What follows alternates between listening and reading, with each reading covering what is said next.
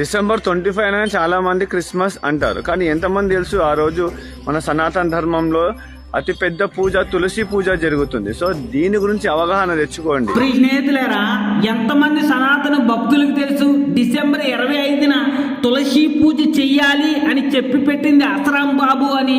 ఎంతమంది సనాతన భక్తులకి తెలుసు ఈ అసరాం బాబు ఈ రోజు చిన్నపిల్లల లైంగిక రేప్ కేసులో శాశ్వతంగా జైల్లో ఉన్నాడు అని?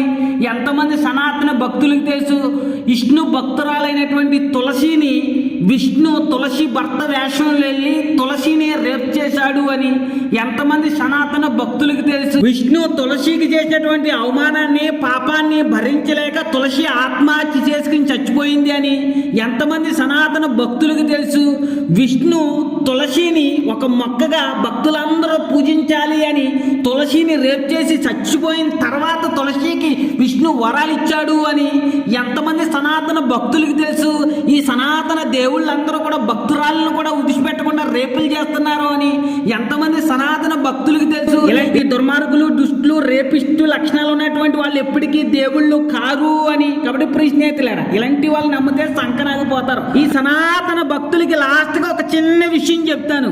డిసెంబర్ 25న తులసి పూజ పెట్టినటువంటి భక్తుడు రేపిస్తే, ఆ భక్తుడు పూజించేటువంటి దేవుడు రేపిస్తే, భక్తురాలను కూడా వదిలిపెట్టకుండా రేపులు చేస్తున్నటువంటి ఈ కామంతులు దేవుళ్ళు ఎలాగవుతారు రా బాబు? కొంచెం జ్ఞానంతో ఆలోచించండి రా బత్తాయిలు.